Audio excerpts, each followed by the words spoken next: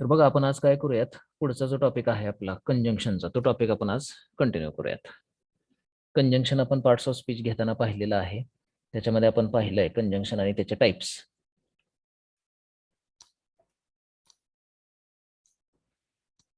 तर तेच पॉइंट आपल्याला आज बघायचे आहेत. फक्त कोणतं कंजंक्शन काय वाक्याला अटॅच करतं किंवा त्याचा अर्थ काय असतो, काय नेमकं अटॅच केलं जातं, कोणत्या दोन गोष्टी अटॅच केल्या जातात, हे तिथं मी तुम्हाला एक्स्ट्रा सांगणार आहे आज, जे आपण पार्ट्स ऑफ स्पीच मध्ये तुम्हाला सांगितलेलं नाही.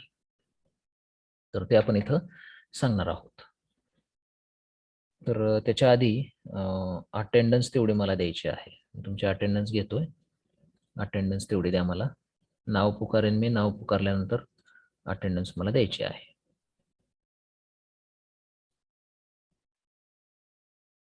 स्क्रीन शेअर करतोय मी.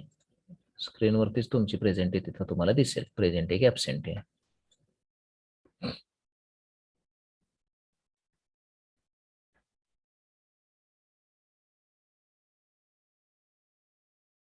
आज आहे 21 तारीख. Dubal Mangesh, Hakim Jabbar, present sir. Lendwe Swapnil, present sir. Shinde Ashish, present sir. Bachote Ratnadeep, Bachote Ratnadeep, Bagwan Sahil, present sir. Hake Avinash, present sir. Joglekar Sarthak, present sir. Lengare Arjun, Lengare Arjun, Shinde Om, Shinde Om, Chavan Balkrishna, Chavan Balkrishna, Kamble Prathamesh, Kamble Prathamesh, Yadav Prem, present sir. Kamble Vishwajit, Kamble Vishwajit, Lonavale Ajit, yes sir. Kale Suhas, Kale present Suhas, sir. Jadhav संकेत, present sir. Kendale Prathamesh, Kendale Prathamesh, Kolekar Rohit, Kolekar Rohit, Shelke Dnyandeep, present sir. Thore Ansiddh, present sir. Mohite Rohit, Mohite Rohit, Dhotre Hrishikesh, present sir. Gore Vishwas, Gore Vishwas, Bhosale Saurabh, present sir. Pandhare Aviraj, present sir. Tamboli Imran, present sir. Patil Chaitanya, present sir. Shendge Bhanudas, Shendge Bhanudas, Patil Pawan, present sir.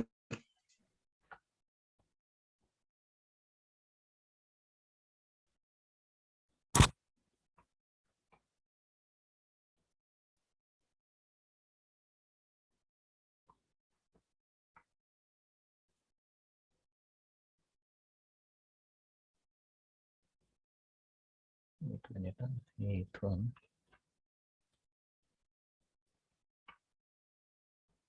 टाकलं पाहिजे. सर्वे सर्च झाले पाहिजे.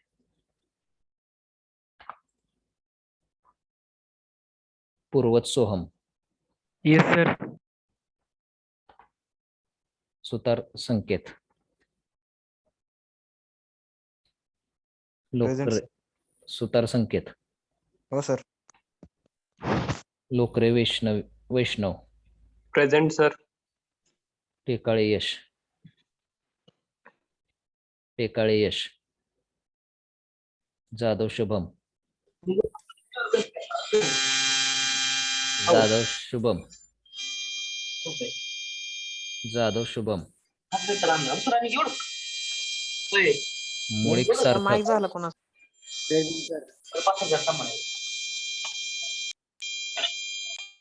Mulik Sarthak. Present sir. Jadhav Vaibhav. Jadhav Vaibhav. Dongre Digvijay. Present sir. More Sanjay. More Sanjay. Dudhal Swapnil. Dudhal Swapnil. Dahane Kanhaiya. Yes sir. Asbe Kiran. Present sir. Jagtap Ashish. Jagtap Ashish. Girisagar Vaibhav. Yes sir. Bedre Vishwajit. Bedre Vishwajit. Borate Vinit. Borate Vineet.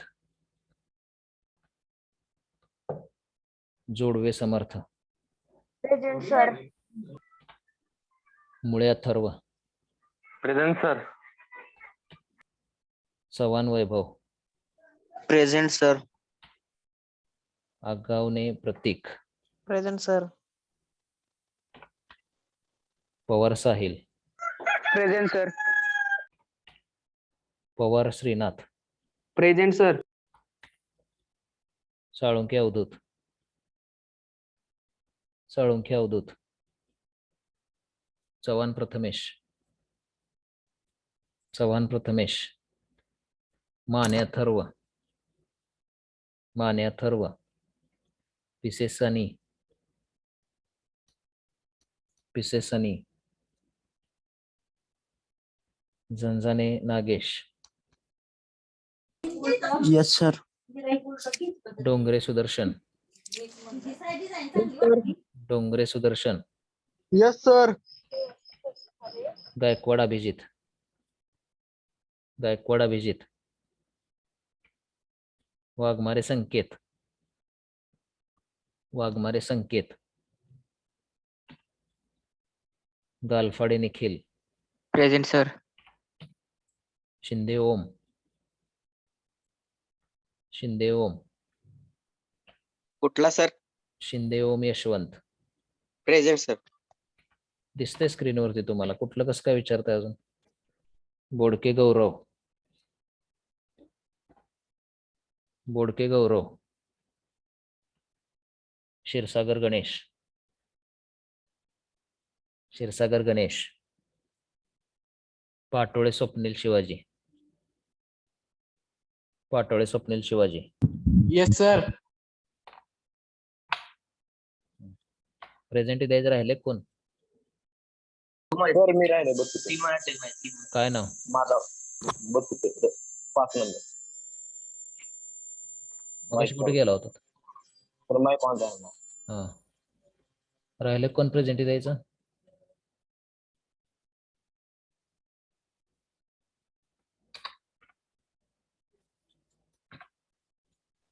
Sir roll number आले का आमचे?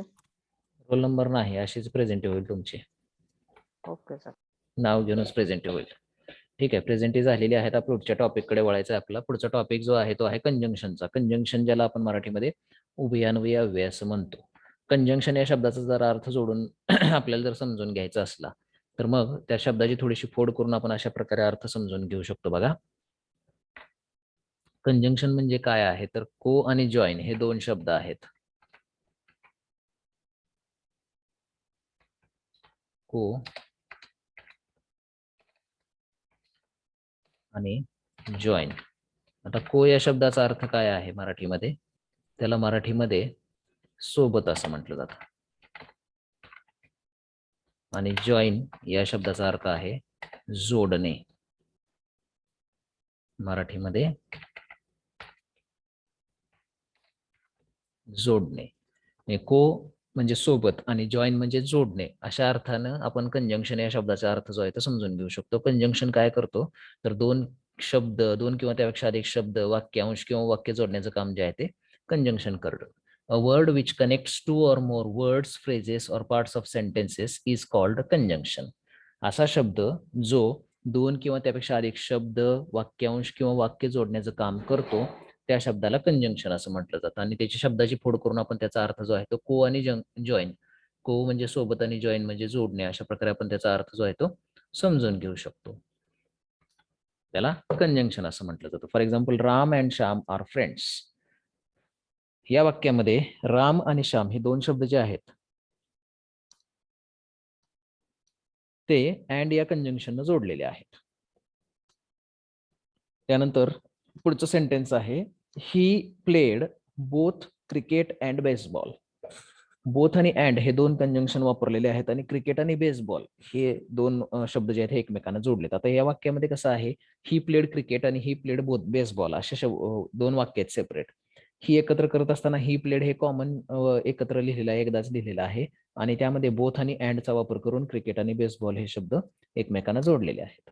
तर अशा प्रकारे ते कंजंक्शनने जोडले जातात. किंवा my father will buy a bike or a mobile for me. माझे वडील माझ्यासाठी एकतर बाईक किंवा मोबाईल घेऊन येतील. आणि तिसरं वाक्य आहे, तर ऑर न जोडलेलं आहे, अल्टरनेटिव्ह तिथे दाखवला जातो, हे किंवा ते या अर्थाने. त्यानंतर I want to come to party but I am sick. आता इथे काय केलेलं आहे, तर मला पार्टीला यायचं आहे परंतु मी आजारी आहे त्यामुळे येऊ शकत नाही. तर काय आहे, विरोधाभास इथं जोडलेला आहे. I want to come to party, मला पार्टीला यायचं आहे परंतु मी येऊ शकत नाही. दोन विरोधी गोष्टी आहेत ह्या बटने इथं जोडलेल्या आहेत. तर अशा प्रकारे कंजंक्शन काय करतं, तर दोन पेक्षा अधिक शब्द, वाक्यांश किंवा वाक्य एकमेकांना जोडण्याचं काम करतं. लक्षात आलं हे कंजंक्शन म्हणजे काय? Yes, sir. तर Yes, sir. जे कंजंक्शन आहे त्याचे कंजंक्शनचे 3 टाइप्स पडतात. हे आपण पार्ट ऑफ स्पीच मध्ये पाहिलेले आहेत 3 टाइप्स. तरी सुद्धा आपण परत एकदा सेपरेट टॉपिक आहे म्हणून आपण इथं पाहणार आहोत. तर ते 3 टाइप्स आहेत, कोऑर्डिनेटिंग कंजंक्शन, कोरिलेटिव्ह कंजंक्शन आणि सबऑर्डिनेटिंग कंजंक्शन. आता या कोऑर्डिनेटिंग कंजंक्शन मध्ये काय आहे बघा.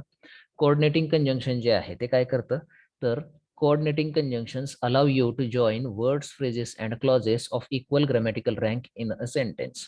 वाक्यामध्ये व्याकरणदृष्ट्या समान महत्वाचा असणारा भाग जो आहे तो एकमेकांना जोडण्यासाठी कोऑर्डिनेटिंग कंजंक्शनचा वापर केला जातो. किंवा जो शब्द वाक्यातील समान महत्वाचा भाग एकमेकांना जोडतो त्याला कोऑर्डिनेटिंग कंजंक्शन असं म्हटलं जातं. आणि सगळ्यात कॉमन कोऑर्डिनेटिंग कंजंक्शन जे आहेत हे एका शब्दाने आपण लक्षात ठेवायचं असं आधी पण सांगितलं होतं. फॅनबॉयज हा शब्द लक्षात ठेवायचा आणि त्याच्यातून आपल्याला कॉमनली वापरले जाणारे कोऑर्डिनेटिंग कंजंक्शन जे आहेत हे समजतात. फॅनबॉयज मधला एफ जो आहे तो फॉर साठी वापरला जातो, ए जो आहे तो अँड साठी वापरला जातो, एन जो आहे तो नॉर साठी वापरला जातो, बी जो आहे तो बट साठी वापरला जातो, ओ जो आहे तो ऑर साठी वापरला जातो, वाय जो आहे तो येट साठी वापरला जातो आणि एस जो आहे तो सो साठी वापरला जातो. अशा प्रकारे हे सगळे for, and, nor, but, or, eight and so हे सगळे कॉमन कोऑर्डिनेटिंग कंजंक्शन्स वापरले जातात. आणि हे लक्षात ठेवायचे असतील तर आपल्याला एक शब्द लक्षात ठेवायचा आहे, तो शब्द आहे फॅनबॉईज. तो जो शब्द आहे आपल्याला हे सगळे कोऑर्डिनेटिंग कंजंक्शन लक्षात ठेवण्याचा तो आहे फॅनबॉईज. फॅनबॉईज हा शब्द लक्षात ठेवल्यावरती FANBOYS हे सगळे कोऑर्डिनेटिंग कंजंक्शनचे पहिले लेटर्स आहेत, हे आपल्याला लक्षात ठेवायला सोपं जातं. तर एक्झाम्पल म्हणून तिथे दिलेलं आहे बघा, I would like pizza or a salad for lunch. मला दुपारच्या जेवणासाठी पिझ्झा किंवा सॅलड चालेल. आता ऑर या शब्दाने काय केलेलं आहे बघा, इथं अल्टरनेटिव्ह दाखवलेला आहे. अल्टरनेटिव्ह म्हणजे पर्याय.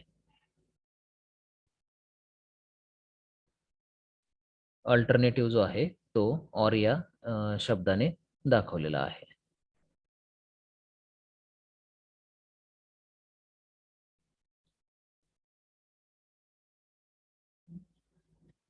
त्यानंतर पुढचं सेंटेन्स जे आहे ते आहे, I work quickly and carefully. Addition दाखवलेली आहे.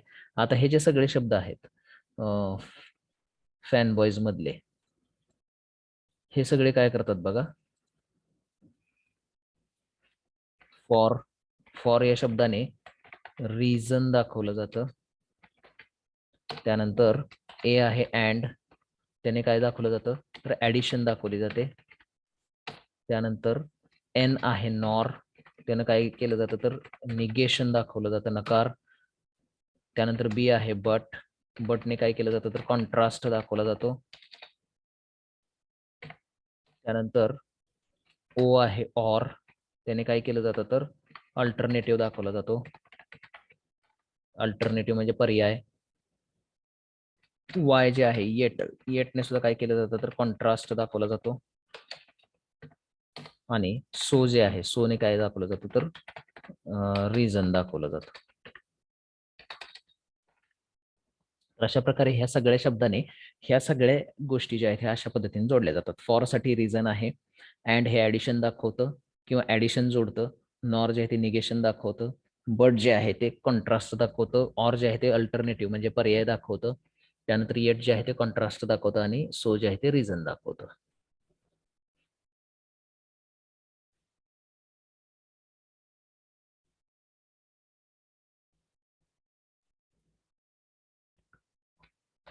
तर अशा प्रकारे हे गोष्टी ज्या आहेत ह्या कॉमन यूज केलेले जे काही कोऑर्डिनेटिंग कंजंक्शन आहेत त्याच्यामधून जोडले जातात. लक्षात आलं कोऑर्डिनेटिंग कंजंक्शन? हो सर. हो सर. त्यानंतर पुढचं आहे कोऑर्डिनेटिंग कंजंक्शनचाच एक सब टाईप कोरिलेटिव्ह कंजंक्शन. आता कोरिलेटिव्ह कंजंक्शन काय करतात तर परस्पर संबंध दाखवण्याचं काम करतात. कोरिलेटिव्ह कंजंक्शन्स काय आहेत बघा. Correlative conjunctions are pairs of conjunctions that work together.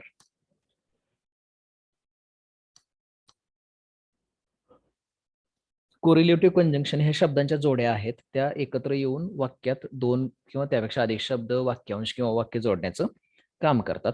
Correlative conjunction is a sub category of coordinating conjunction. कोरिलेटिव्ह conjunction हे काय आहे तर कोऑर्डिनेटिंग कंजंक्शनची सब कॅटेगरी आहे, सब टाईप आहे.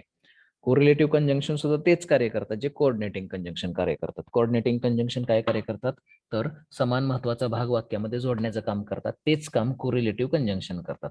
फक्त फरक हा आहे की कोऑर्डिनेटिंग कंजंक्शन मध्ये एकच शब्द वापरला जातो, कोरिलेटिव्ह कंजंक्शन मध्ये दोन शब्द वापरले जातात. तर some examples of coordinating correlative conjunctions are either or, neither nor, but not only but also किंवा बोथ आणि अँड हे कोरिलेटिव्ह कंजंक्शन्स आहेत जे नेहमी जोडीनं वापरले जातात. For example, I have completed both my work and my study. मी माझा अभ्यास आणि काम दोन्ही पूर्ण केलंय. I have completed both my work and my study. आणि मराठीत आपण ते वाक्य म्हणत असताना असं म्हणतो, मी माझा अभ्यास आणि काम दोन्ही पूर्ण केलेलं आहे. किंवा I will buy either this pen or that pen. मी एकतर हा पेन घेईन किंवा तो पेन घेईन. I am not only honest but also studious. मी फक्त ऑनेस्टच नाही तर अभ्यासू सुद्धा आहे. मी फक्त प्रामाणिकच नाही तर अभ्यासू सुद्धा आहे. असं नॉट ओनली बट ऑल्सो ह्या पेअरने असे समान महत्वाचे भाग जे आहेत हे वाक्यात जोडले जातात. आणि हे सुद्धा काय आहेत तर कोरिलेटिव्ह कंजंक्शन्स आहेत. कोऑर्डिनेटिंग कंजंक्शन सारखंच कार्य ते करतात, समान महत्वाचा भाग वाक्यात जोडण्याचं. लक्षात आलं कोरिलेटिव्ह कंजंक्शन?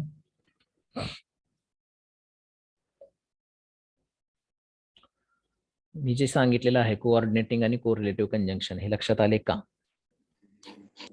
हो सर. त्यानंतर पुढचा तिसरा टाईप आहे कंजंक्शनचा, तो सबऑर्डिनेटिंग कंजंक्शन आहे. आता हे सब या शब्दाचा अर्थ काय तर उप असा त्याचा अर्थ आहे. सब हा जो शब्द आहे याचा अर्थ आहे उप. उप म्हणजे गौण. उप किंवा गौण असा त्याचा अर्थ आहे. आणि त्याच्या विरोधी शब्द आहे मेन. मेन म्हणजे मुख्य. मेन म्हणजे मुख्य.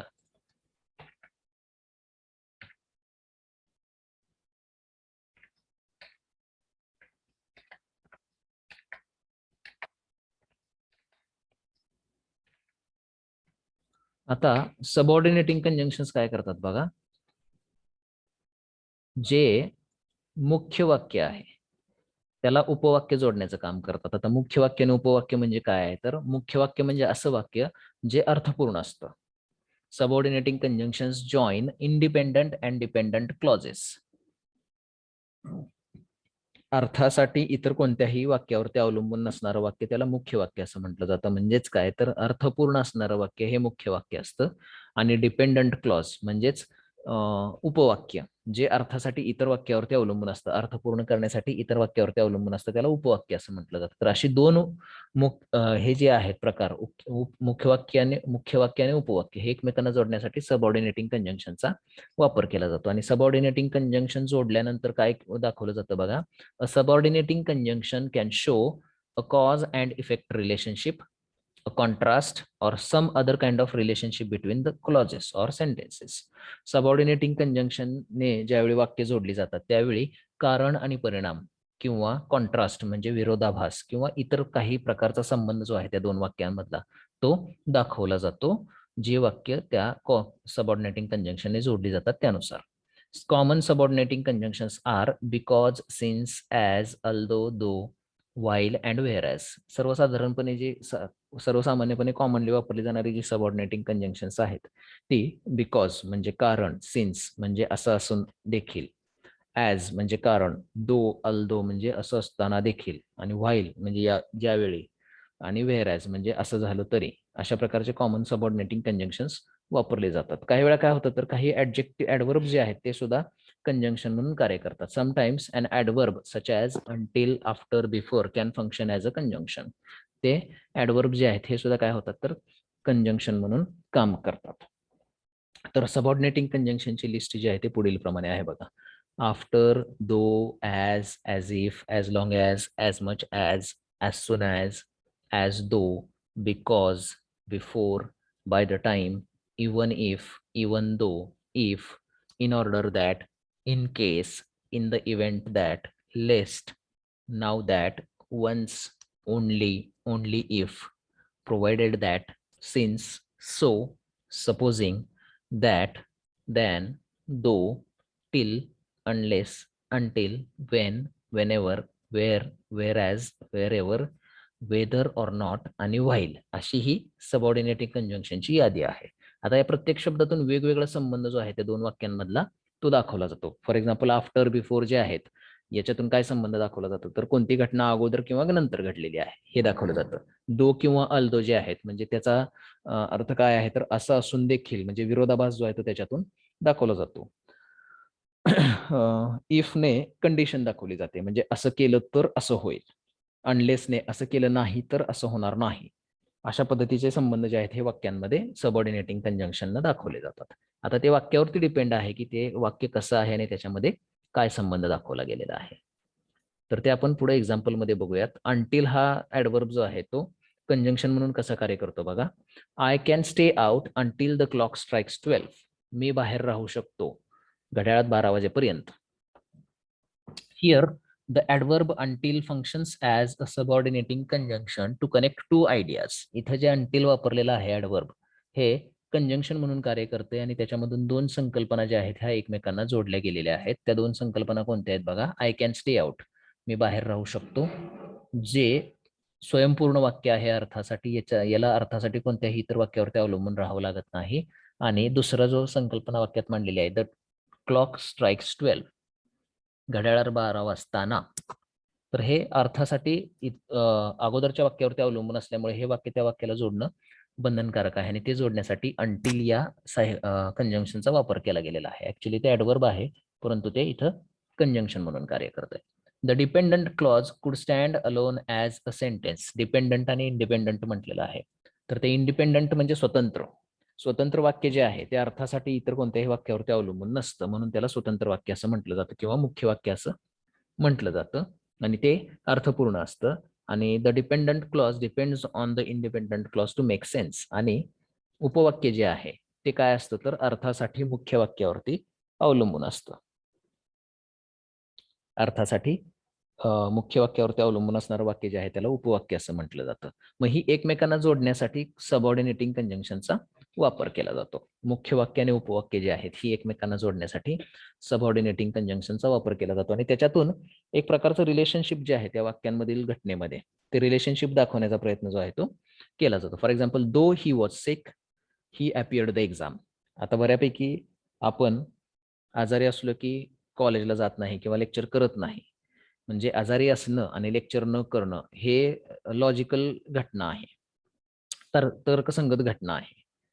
तरी परंतु दो या कंजंक्शनने काय केलं जातं, हे तर्कसंगत घटनेचा जो विरोधाभास आहे तो दाखवला जातो. For example, though he was sick he appeared the exam.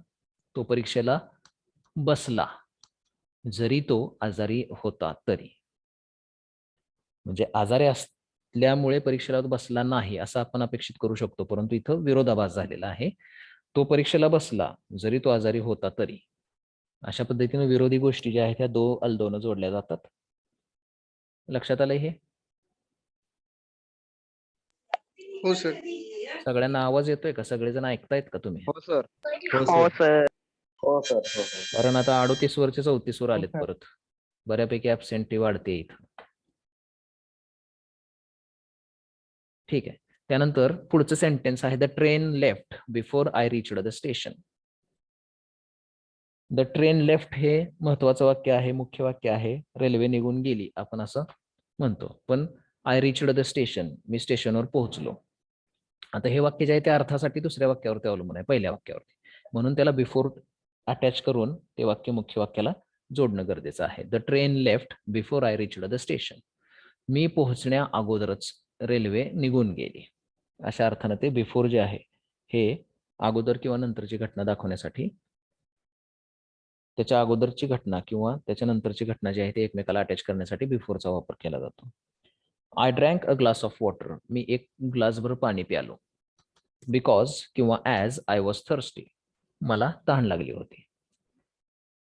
हेच वाक्य वेगळ्या पद्धतीने सुद्धा सांगता येतं. Because I was thirsty I drank a glass of water, किंवा I was thirsty so I drank a glass of water. पण इथं ज्यावेळी सो वापरलं जाईल त्यावेळी ते तिकडच्या वाक्यामध्ये जाईल. परंतु इथं बिकॉज न आपण वाक्य जोडायचं आहे सबऑर्डिनेटिंग कंजंक्शनने, म्हणून इथं आपण बिकॉजचा वापर केला. बिकॉज आय वॉज थर्स्टी, मी तहानलेला असल्यामुळे, I drank a glass of water, मी एक ग्लासभर पाणी प्यालो. तर अशा प्रकारे कारण आणि परिणाम जे आहे हे इथं वाक्यामध्ये दाखवण्यात आलेलं आहे. लक्षात आलं सगळ्यांच्या? Yes sir. तर कंजंक्शन या पार्टमध्ये कोणाला काय अडचण आहे का? कोऑर्डिनेटिंग, कोरिलेटिव्ह आणि सबऑर्डिनेटिंग कंजंक्शन मध्ये? नो. तुमच्यामध्ये प्रेझेंटच 34 जण आहेत, 33 जण असल्यामुळे अडचण जी आहे ती तेवढ्या जणांना, बाकीचे 50% विद्यार्थी ऍबसेंट आहेत आता. यामुळे अडचण जी आहे ती 50% ऍबसेंट असणाऱ्या विद्यार्थ्यांना येऊ शकते. तर आपण कंजंक्शन म्हणजे काय पाहिलेलं आहे आणि कंजंक्शनचे टाइप्स पाहिलेले आहेत. त्याच्यानंतर आता ही एक्सरसाइज आहे. कंसात तुम्हाला दिलेले कंजंक्शन्स आहेत त्याचा योग्य वापर दिलेल्या ब्लँक जागेमध्ये करायचा आहे. तर ही सोडवायला घ्या आता. इथं सोडवायचं आहे तुम्हाला. घरी जे सोडवायचं आहे ते पान नंबर 8 आणि 9 वरची एक्सरसाइज सोडवायची. पान नंबर 8 वरती ही एक्सरसाइज आहे बघा, 1.3.1. इथं तुम्हाला कंसात कंजंक्शन्स दिलेले आहेत आणि हे सगळे वाक्य जे आहे ती तुम्हाला नोटबुकमध्ये लिहायची आहेत. इथं ब्लँक जागी तुम्हाला कंजंक्शन वापरायचं आहे. हे 8 नंबर पेजवरती झालं. आणि 9 नंबर पेजवरती तुम्हाला इथे एक एक्सरसाइज दिलेली आहे 1.3.2 आणि 1.3.3.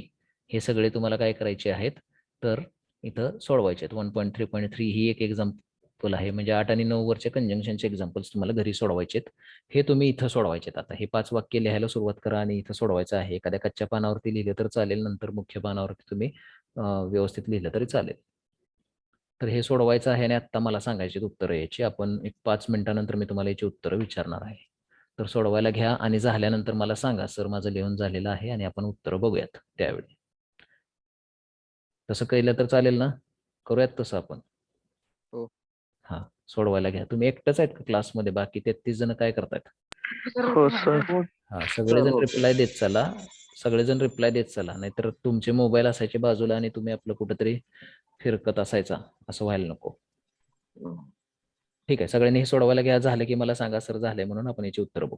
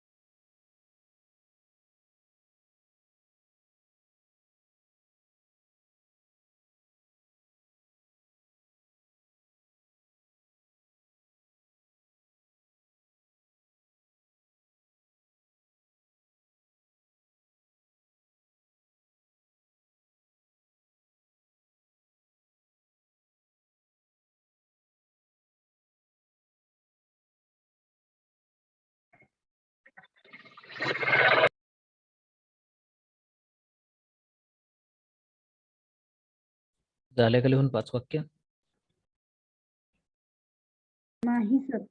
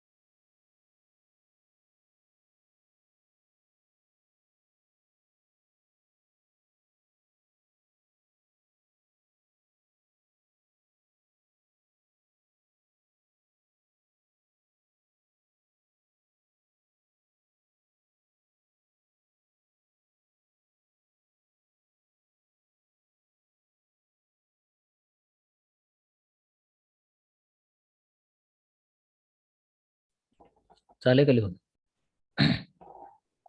हो सर. चला पहिलं वाक्य सांगा, काय उत्तर लिहिले?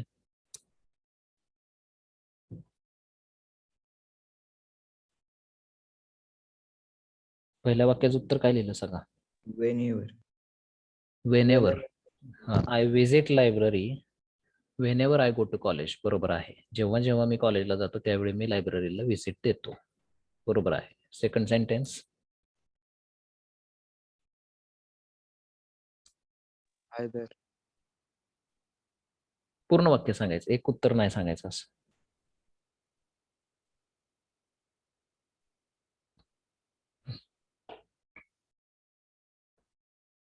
सांगा लवकर उत्तर.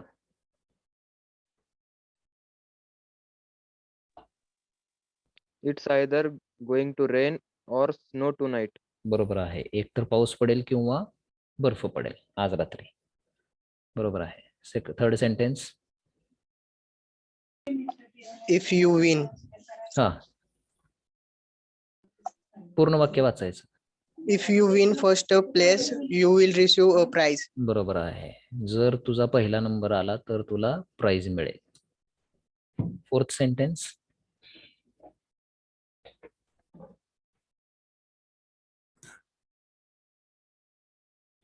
फोर्थ सेंटेन्स आन्सर सांगा.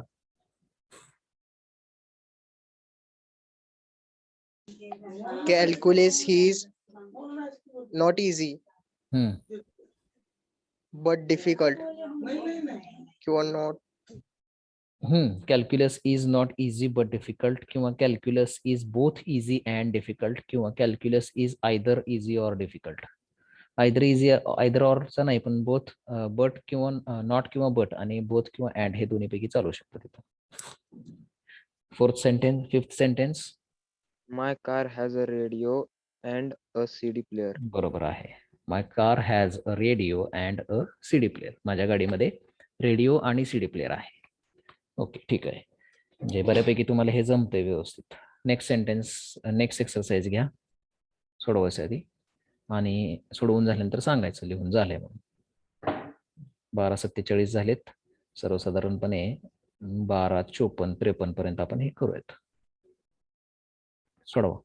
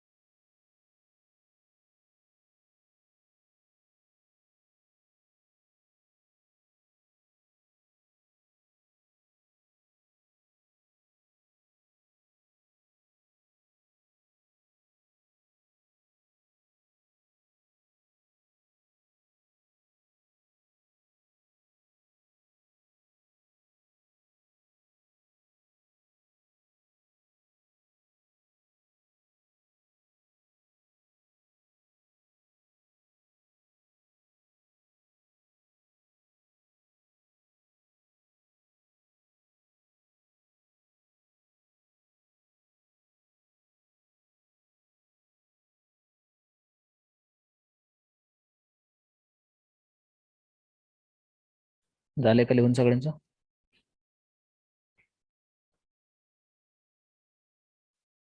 नाही सर.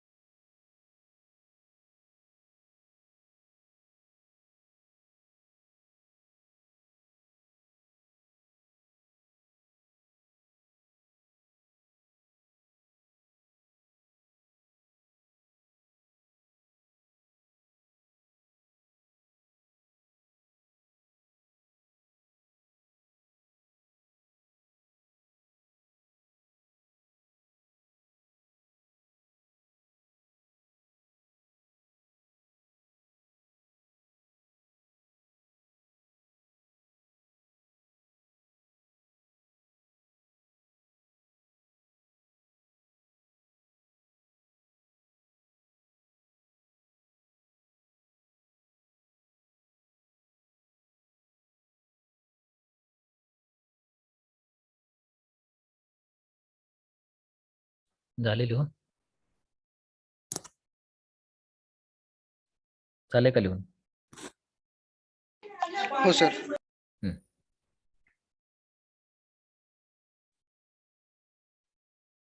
सांगा पहिलं सेंटेन्स काय आहे?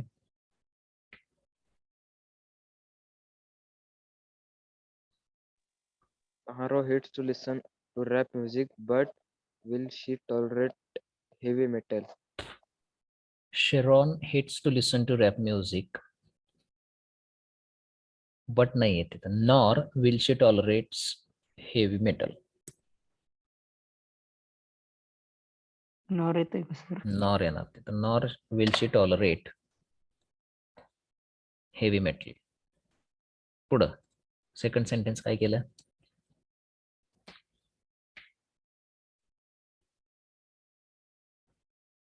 सांगा पटपट पटपट, वेळ कमी आपल्याकडे. Carol wanted to drive to Colorado, but Bill insisted that they fly. बरोबर आहे. Carol wanted to drive to Colorado, but Bill insisted that they fly. Third sentence. I'm afraid of heights, and I appreciate that view from the top of the building. नाही, चुकलेलं आहे. दुसरं कोण उत्तर लिहिलंय का? Sir, no real. नाही sir, but येत. But नाही.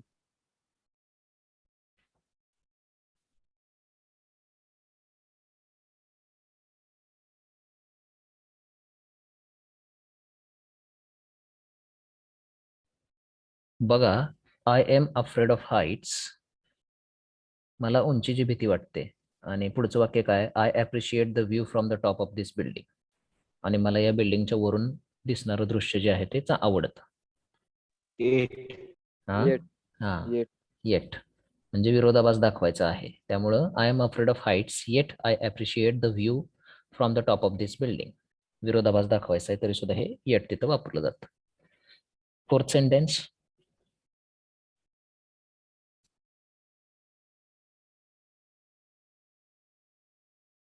फोर्थ सेंटेन्सचा आन्सर सांगा.